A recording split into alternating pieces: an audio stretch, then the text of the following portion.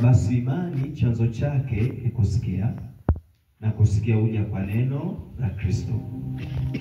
Kwa tukiwa tunazungumza kuamini, tunazungumza kusikia. Kwa tuna kitu cha kwanza tunajifunza kwamba mtu ni lazima asikie. Kitu cha kwanza.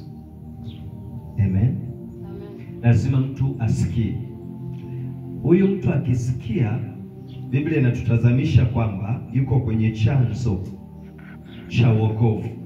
Kwa nini anasema imani chanzo chake ni kusikia? Kwa sababu si kila anayesikia anaamini.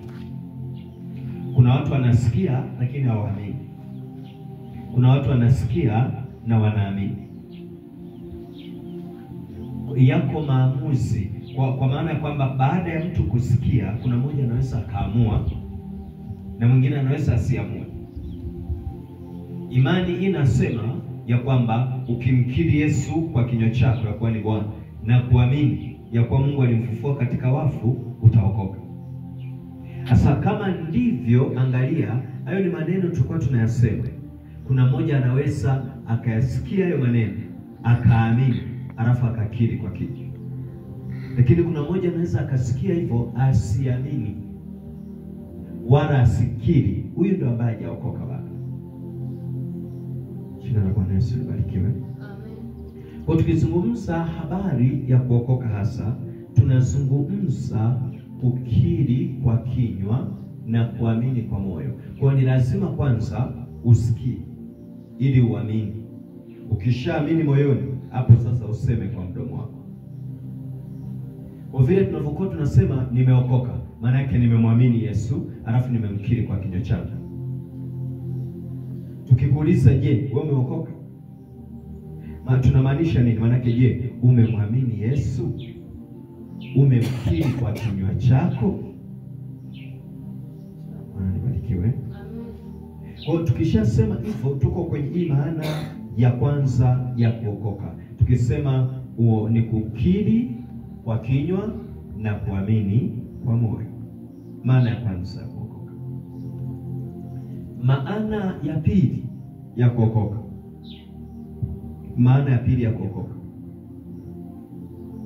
Kuokoka ni kuzaliwa mara ya pili. Maana ya pili ya kuokoka. Maana ya pili ya kuokoka. Maana ya kwanza tunasema ni kukiri.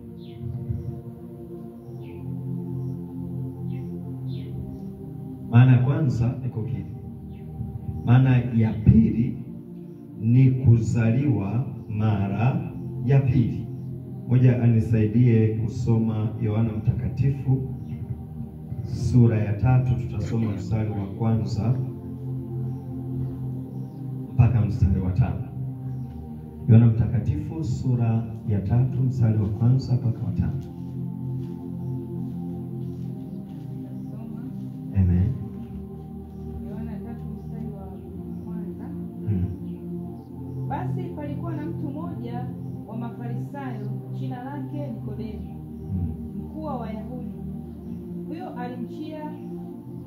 alimjia usiku akamwambia, Rabi, twajua ya kuwa mwalimu umetoka kwa Mungu, kwa maana hakuna mtu awezaye kuzifanya ishara hizi uzifanyazo wewe, isipokuwa Mungu yu pamoja naye.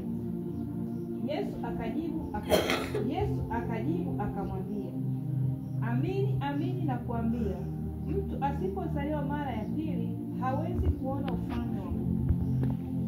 Amini, amini nakwambia, hatujamaliza bado. Amini, amini nakwambia, mtu asipozaliwa mara ya pili hawezi kuona ufalme wa Mungu. Endelea. Nikodemo akamwambia, awezaje mtu kuzaliwa akiwa ni mzee? Anawezaje mtu akiwa na miaka 10, miaka 20, miaka 30, miaka 40, akiwa na miaka 70? Anawezaje sasa kuzaliwa tena akiwa ni mzee? Ndio. Aweza kuingia tumboni mwa mamaye mara ya pili akazaliwa?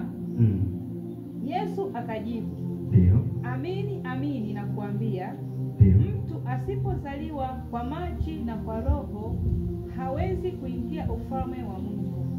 Amini amini nakwambia, mtu asipozaliwa kwa maji na kwa Roho hawezi kuingia katika ufalme wa Mungu. Tuko kwenye maana ya pili ya kusema kuokoka. Namba 2 ni nini? Ni kuzaliwa mara ya pili. Sawa? Maana ile ya kwanza tulisema mtu anakiri. Vyote hivi tunazungumzia wokovu ni kitu gani? Kuokoka maana yake ni nini? Kuokoka maana yake ni nini? Kwa mara ya kwanza kabisa mtu alikiri. Sasa tunaongeza namba 2. Kuokoka kuna maanisha nini? Yaani hiki kitu ni kitu kimoja, ila tunajaribu kukifafanua kwa upana, kwa kina. Sawa? Namba 2 tunasemaje? Maana namba 2 tunasema kuokoka maana yake ni kuzaliwa mara ya pili. Mara ya kwanza nilizaliwa kwa jinsi ya mwili kama katoto kachanga, baba mama waliponizaa. Mara ya pili nazaliwa kwa Roho. Yesu anamjibu Nikodemo, anasema mtu asipozaliwa kwa Roho na kwa maji. Kwa mara ya pili ninazaliwa kwa Roho. Tunaposema kuzaliwa mara ya pili, mtu anazaliwa kwa Roho. Maana roho ya mtu inazaliwa upya. Roho ya mtu inazaliwa upya. Mara ya kwanza mwili ulikuwa unatengenezeka, mwili wako mara ya kwanza. Mara ya pili inazaliwa roho yangu kwa upya. Siku ile ya kwanza nilipozaliwa kwa mara ya kwanza kwa jinsi ya mwili, nilizaliwa kwenye familia fulani. Baba yangu alikuwa anaitwa John, baba yangu alikuwa anaitwa fulani, mama yangu alikuwa anaitwa fulani. Sawa? Sasa ninapozaliwa mara ya pili, baba yangu anakuwa Mungu aliyezifanya mbingu na nchi.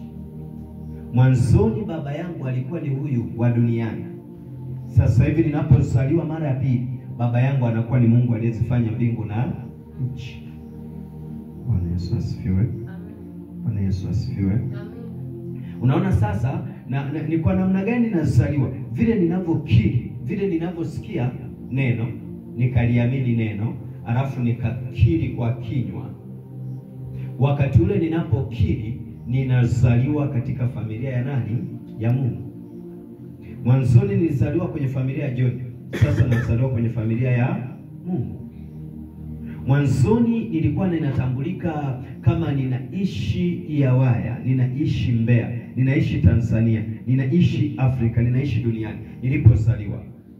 Lakini sasa ninapozaliwa kwa jinsi ya Roho, ninaishi katika ulimwengu wa roho wa nuru. Bwana Yesu asifiwe. Ambapo huko ambaye anatawala na kumiliki huko ni Mungu aliyezifanya mbingu na nchi. Kwa sasa Mungu aliyefanya mbingu na nchi ni baba yangu. Bwana asifiwe. Amen. Bwana asifiwe. Amina. Nilipozaliwa kwa mara ya kwanza, yule baba yangu wa kimwili yule ndiye alikuwa baba yangu. Yule mama yangu yule ndiye alikuwa mama yangu.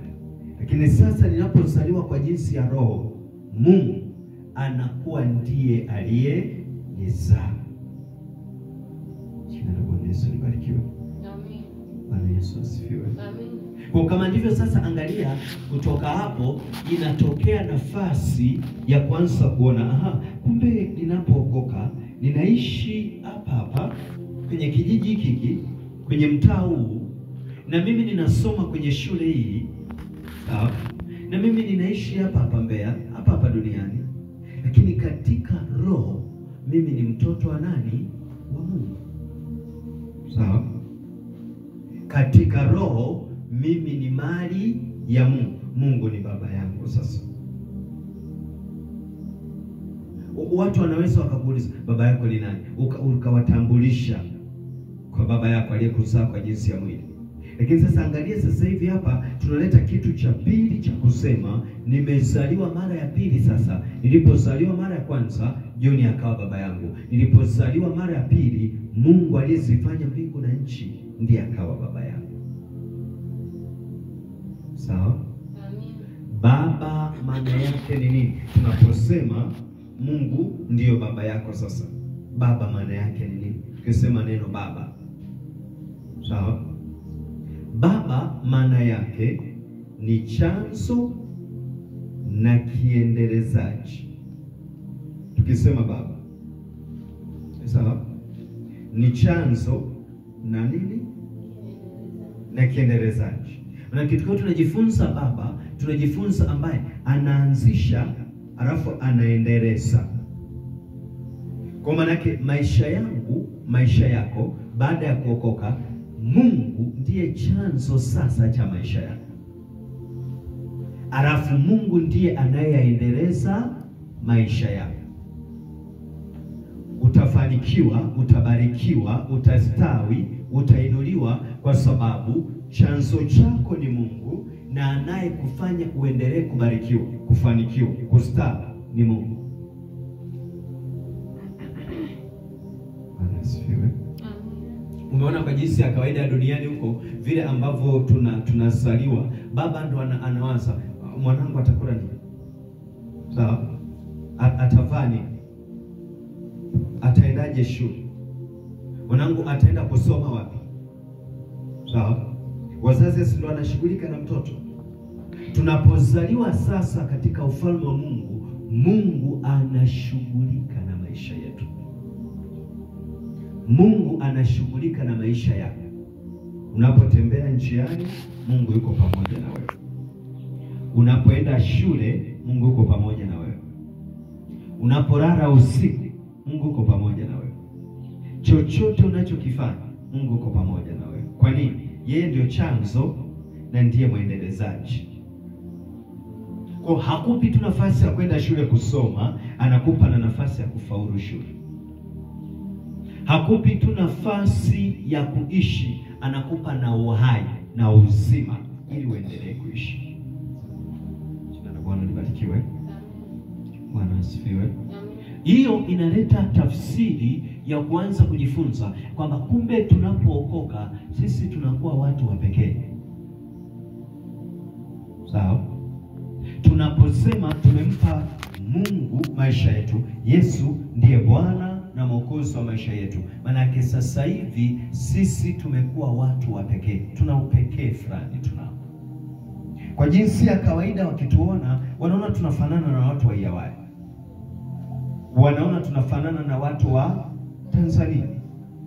Wanaona tunafanana na watu wa Mbeya, lakini katika ulimwengu wa roho, Jina la Bwana libarikiwe. Nisaidie kwenda kwenye waraka wa kwanza wa Yohana. Waraka wa kwanza wa Yohana.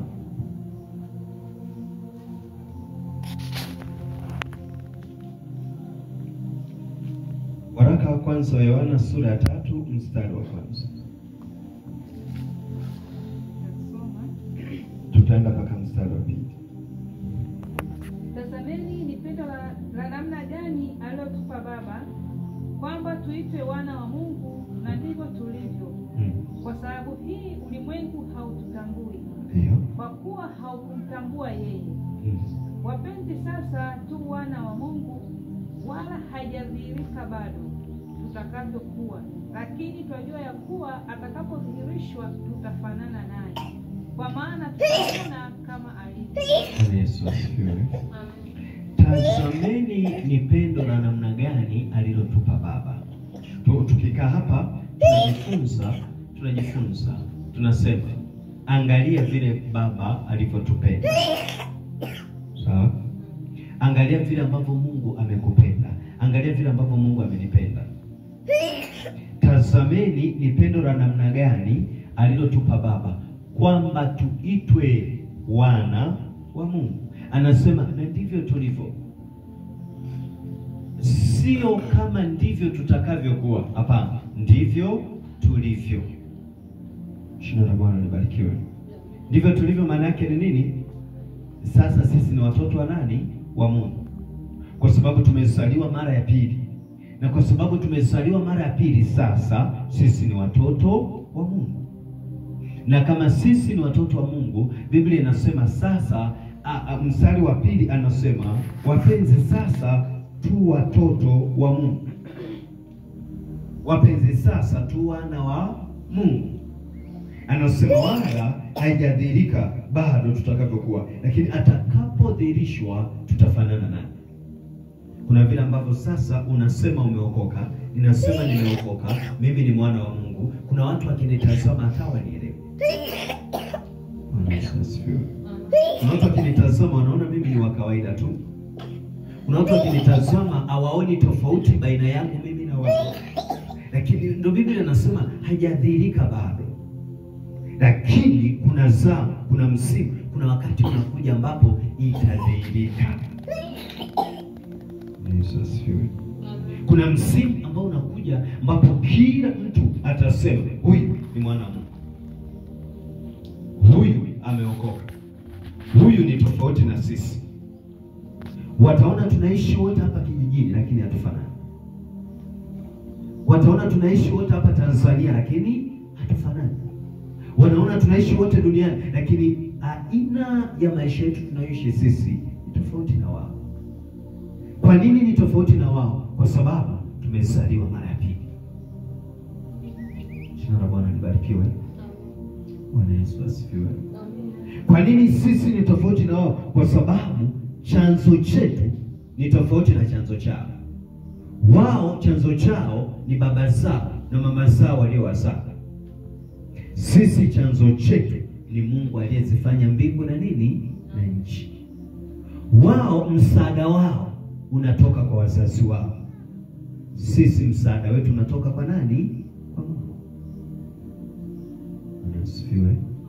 Na akija Mungu akaanza kuyasaidia maisha yako, akija Mungu akaanza kuyasaidia maisha yetu, hakuna kitu ambacho kitashindikana.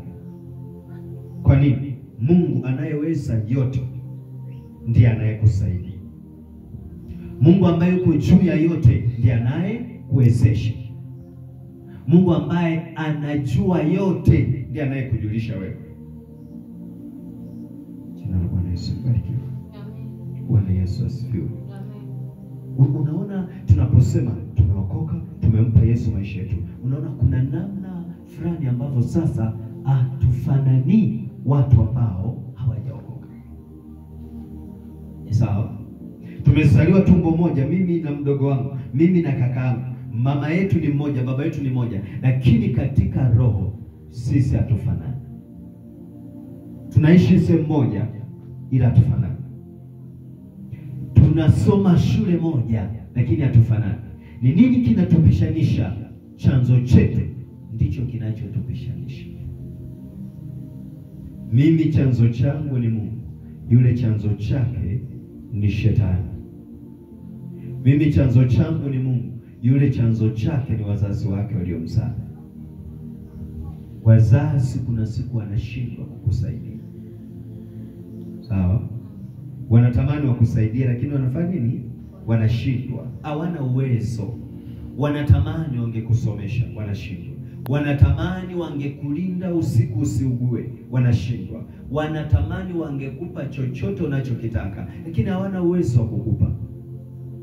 Lakini anapokuja Mungu aliyezifanya mbingu na nchi, ana uwezo wa kukupa chochote. Kwa nini? Vyote viko chini ya uwezo wake. Bwana Yesu asifiwe. Bwana Yesu asifiwe. Yesu asifiwe. Amen. Sasa unapozaliwa kama vile tulivyo kawaida, unapozaliwa wewe sasa ni mtoto mchanga, sio umezaliwa sasa. Anasema wapenzi, sasa tu wana wa nani? Wa Mungu. Tazameni ni pendo la namna gani alilotupa Baba, kwamba tuitwe wana wa Mungu, kwamba tuitwe watoto wa Mungu. Mwana ni mtoto. Bwana Yesu asifiwe. Kama ni mtoto sasa, kuna kitu ambacho kinatakiwa kifanyike, ambacho nimesema, kwa sababu sasa umeokoka, kuna vile ambavyo unapaswa ukue na kuongezeka katika wokovu. Bwana Yesu libarikiwe. Bwana Yesu asifiwe. Amina. Yesu asifiwe. Kesho nitakuwa nafundisha hapa hivyo, unafanya nini ili ukue katika wokovu. Sawa? Lakini kwa sababu tutakuwa tunaendelea kesho, nataka nikufundishe kitu kingine hapa. nyongeza. Kwa sababu sasa umempokea Yesu kama Bwana na Mwokozi wa maisha yako. Ulivyompokea Yesu kama Bwana na Mwokozi wa maisha yako, kuna kitu hapa tunahitaji kukiangalia. Wewe ni nani hasa? Bwana Yesu asifiwe. Wewe ni nani? Na Biblia inaposema wapenzi, sasa tu wana wa Mungu, inaposema tu wana wa Mungu, ni kitu gani sasa kimefanyika kwa mwana wa Mungu? Sawa? Jina la Bwana libarikiwe. Mwanzo 1:26. Mwanzo sura ya kwanza mstari wa 26. Mwanzo 1:26. Amen. Mwanzo 1:26. Mungu akasema, na tumfanye mtu kwa mfano wetu. Na tumfanye mtu kwa mfano wetu. Kwa sura yetu, wakatawale samaki wa baharini na ndege wa angani. Bwana Yesu asifiwe. Mungu akasema, na tumfanye mtu kwa mfano wetu na kwa sura yetu. Sawa? Ile nafasi hasa ambayo tunasema hapa, ukimkiri Yesu unazaliwa mara ya pili. Ni nini kinazaliwa mara ya pili? Ndicho cha msingi tunahitaji kukitazama hapa. Nini kinazaliwa mara ya pili? Kwako. Ili kesho wakati nafundisha kuukulia wokovu, utakuwa unajua unahitaji kufanya vitu gani sasa ili ukue katika wokovu. Sasa umezaliwa ili ukue na uongezeke. Kama vile alizaliwa mtoto mdogo, sasa amekuwa mtu mzima. Kalizaliwa kana siku moja, sasa kana mwezi mmoja, sasa mwaka mmoja, sasa miaka 6, sasa miaka 10. Anakuwa anakufanya nini? Akuongezeka. Jina la Bwana Yesu libarikiwe. Bwana Yesu asifiwe. Mungu akasema, na tumfanye mtu kwa mfano wetu, kwa sura yetu. Kwa hapo inatupa tafsiri ya kutazama Mungu ni nani. Yohana 4:24 anasema Mungu ni roho. Sawa? Yohana sura ya 4 mstari wa 20 ngapi? 24. Anasema Mungu ni roho. Kwa hiyo wakati Mungu huyu ni roho, anasema na tumfanye mtu kwa mfano wetu. Kwa kama Mungu ni roho, mtu naye ni nani? Mtu naye ni roho.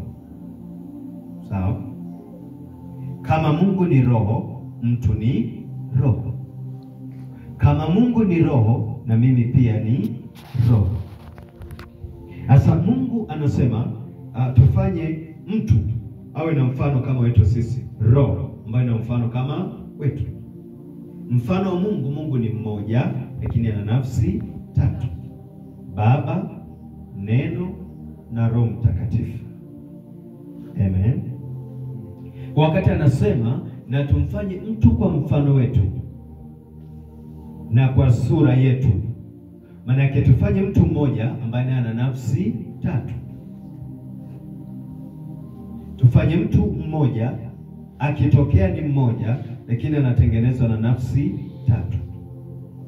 Kwa Mungu ni mmoja ambaye anaitwa Roho, lakini ana nafsi 3: Baba, Neno na Roho Mtakatifu. Kutoka hapo sasa tunaona Mungu anakuja anamfanya mtu kwa mfano wake.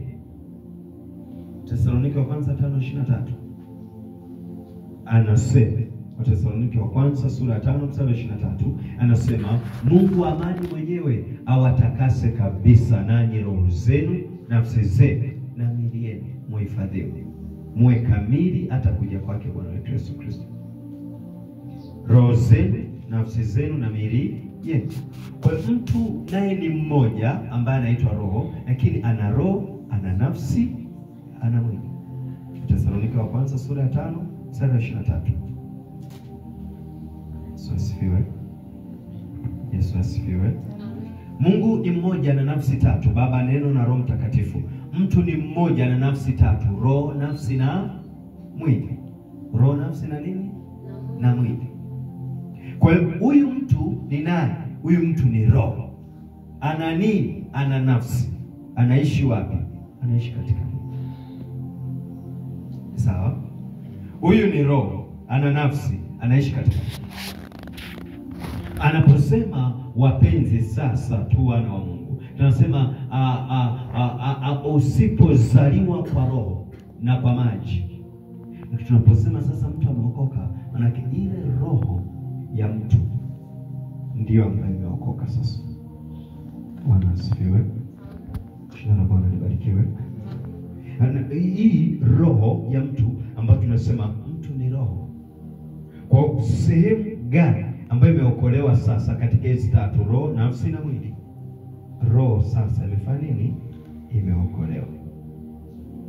Jina la Bwana libarikiwe. Bwana Yesu asifiwe. Mwili wako ni nini kimetokea kwenye mwili wako? Ni nini kinahitajika kitokee kwenye nafsi yako? Bwana Yesu asifiwe. Kwenye mwili wako Biblia inasema basi ndugu zangu, Warumi 12:1 anasema basi ndugu zangu, na wasi kwa huruma zake Mungu, itoeni miili yenu iwe dhabihu. Kwa hiyo roho yako ikishaokoka, mwili wako unatolewa uwe nini? Dhabihu. Dhabihu ni nini? Dhabihu ni sadaka ya kuteketezwa. Sawa? Itoeni miili yenu kwa nani sasa? Kwa Mungu.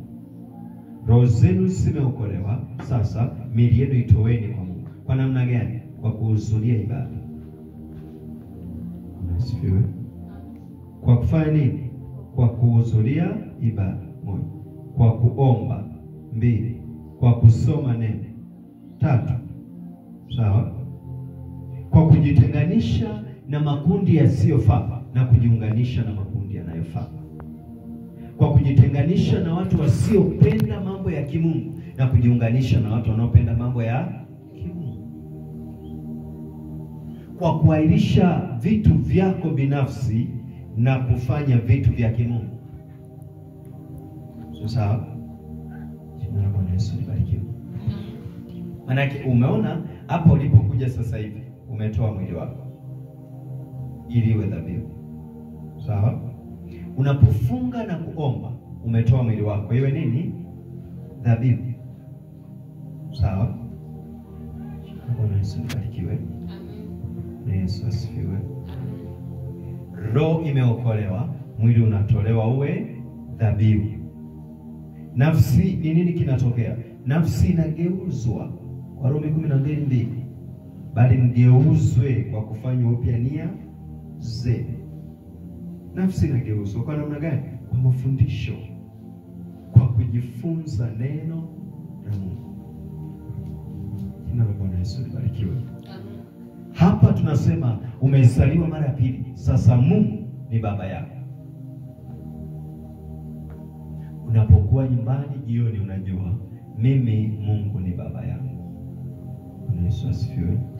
Baba hawezi kunipa kitu wa mwilini, ila baba yangu Mungu wa mbingu na nchi anaweza kunipatia kila kitu. Sawa? Wazazi wangu wanaweza wakashindwa, lakini Mungu hawezi kufanya nini? Kushindwa. Watu wote duniani hapa wanaweza wakabadilika kabisa, wakanigeuka, wakaniacha, ila Mungu wa mbingu na nchi hawezi kunigeuka na kuniacha. Jina la Bwana Yesu libarikiwe. Hao wengine wanaweza wakaonyesha leo wananipenda, wananijali, alafu kesho wanaondoka, hawapo tena. Ila Mungu alikuwepo, yupo, atakuwepo. Ninachohitaji kujua cha kwanza ni kutambua sasa nimefanya nini? Nimeokoka. Nimezaliwa mara ya pili. Mungu ni baba yangu. Sawa? Ananilinda, ananitunza, ananipa uhai, ananipa uzima, ananishika siku zote. Amen. Amen. Amen.